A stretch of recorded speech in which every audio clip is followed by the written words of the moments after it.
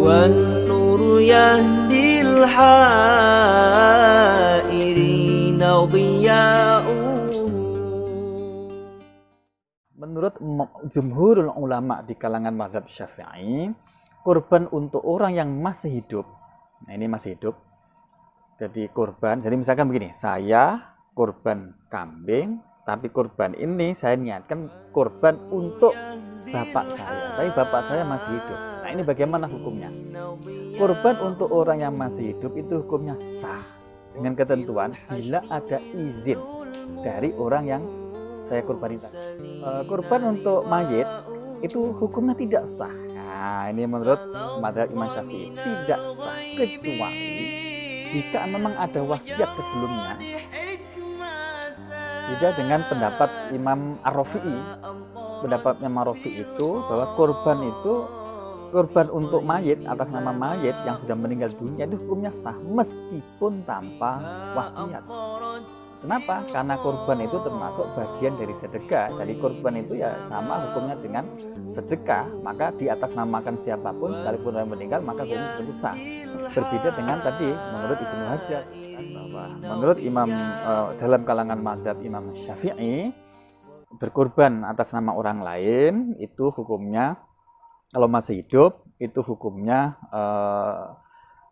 tidak sah kecuali kalau ada izin. Kemudian kalau untuk mayit maka tidak sah kecuali kalau ada wasiat sebelumnya. Tapi ingat ada pendapat di kalangan para ulama di kalangan mazhab Syafi'i juga, yaitu Imam Ar-Rafi'i menyatakan sah saja, nggak apa-apa kurban atas nama mayit karena sama dengan sedekah. Nah, bagaimana dengan menurut mazhab di yang lainnya?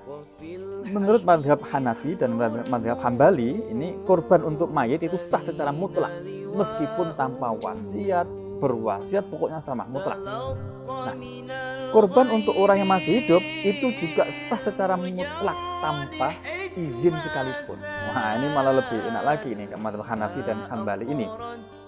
Sekalipun ini juga sama dengan pendapat Imam Ar-Rafi'i di kalangan mazhab Syafi'i. Bagaimana Imam Malik?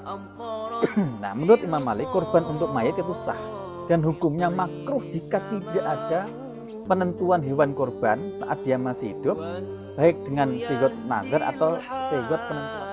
Pendek kata, di kalangan mazhab semua ini kita boleh mengikuti kepada siapapun.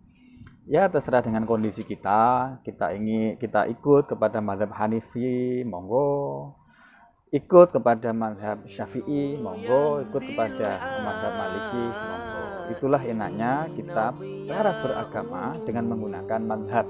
Jadi banyak sekali pilihan, ada yang sah tapi makruh dan sebagainya. Itu kalau kita mengikuti beragama dengan cara benar, itu lebih fleksibel dan lebih terjamin kebenarannya. Karena apa? Karena para ulama-ulama seperti ini itu pasti semuanya mendasarkan kepada Al-Quran dan Al-Hadis. Dan kita sebagai orang biasa yang tidak begitu memahami urusan agama cukup mengikuti kepada orang-orang sudah jelas-jelas alim dan kredibel dalam berpendapat tentang keagamaan daripada kita mempelajari langsung dari Quran kemudian menggunakan langsung dari Quran. Itu malah berbahaya karena kita tidak terjamin, tidak cukup alat perangkat ilmu untuk bisa memahami hukum dari Quran dan hadis. Apapun, semoga bermanfaat, berkah untuk kita semuanya. Akhirul kalam, wallahul muwaffiq. Wassalamualaikum.